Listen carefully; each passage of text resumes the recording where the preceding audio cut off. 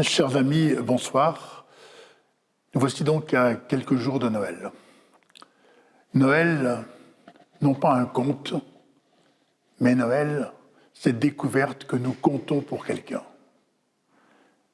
Et celui pour qui nous comptons, c'est un enfant. C'est l'enfant Dieu. Souvenons-nous des mots en fait de saint Irénée, Dieu se fait homme pour que l'homme soit divinisé. Quel magnifique, magnifique cadeau. Cadeau, c'est celui de la vie. Et cet enfant nous apprendra, nous fera découvrir que finalement, la mort, si nous la connaissons, nous n'y resterons pas. La mort est mise dehors. C'est dire combien, en fait, ce moment est important. Cet enfant, c'est le petit enfant, c'est un inouï. Et il faudrait sans doute, en fait, se souvenir, en fait, des mots de Claudel.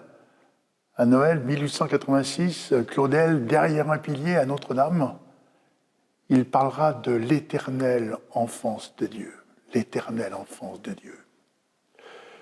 C'est finalement cette âme de Claudel qui est toute retournée, bouleversée par la rencontre du Christ. Je crois que les uns les autres, nous sommes appelés précisément à partir d'un enfant, à avoir à la fois cette attitude et puis aussi cette parole. Cette attitude, c'est que devant un berceau, on se baisse, on regarde, on s'émerveille.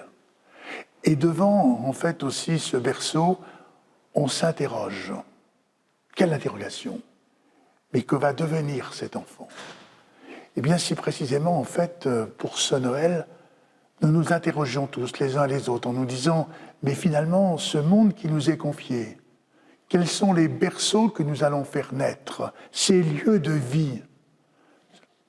Il n'y a pas de plus grand cadeau pour répondre à celui qui nous est fait que finalement d'être aussi des acteurs de vie pour répondre aux vivants qui nous appellent à l'être.